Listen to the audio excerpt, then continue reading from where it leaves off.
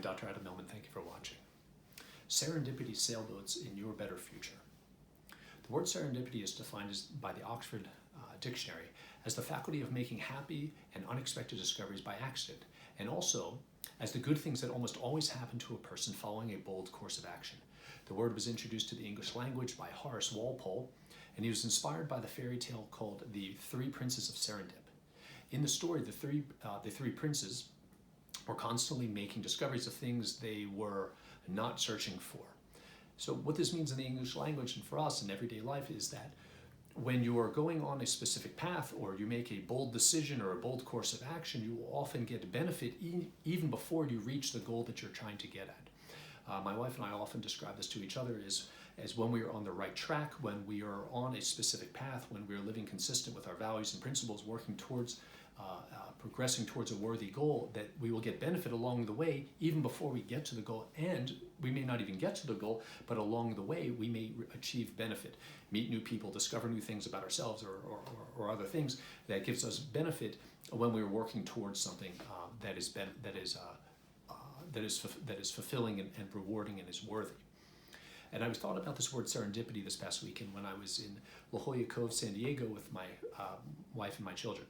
I looked out into the ocean and I saw that in the beautiful Pacific Ocean there was many sailboats, and the sailboats were all going in different directions, but the wind was going in only one direction. And I was coming up with an idea, something that I wanted to present to everyone. And that night I went to the synagogue in La Jolla Cove, and the Rabbi Baruch Shalom presented what was almost the same thing that I wanted to present. So I thought this was serendipitous. I was coming up with an idea, and while I was coming up with this idea, I thought it was also wise to go to synagogue as well and to hear and pray with the community, and then to hear the wisdom of the rabbi. And he gave a presentation that was very, very similar to the one that I wanted to give, but based on different historical context, different figures. His was based on the story of Sarah and her death in this past week's portion of the Bible that we read that has to do with Sarah's death, and it says that Sarah's life was 100 years, 20 years, and 7 years, and the rabbi interprets this based on earlier commentators and famous Rabbi Menachem Mendel Schneerson, is that the commentaries say that all the years of Sarah's life were good. Now, all the years of her life were not good. She experienced significant struggles and challenges with her being kidnapped twice, and having conflicts with Hagar, who was living in the house with her, with Abraham, and the near almost sacrifice of her son Yitzhak, also called Isaac. So the years of her life were not all good, but they were good from her perspective. They were good from Sarah's perspective, even if they were not good from our perspective, because she was focused on a higher good, a higher purpose, a life with meaning, and she stayed focused on that, on the things that she wanted to achieve, what she felt her mission was.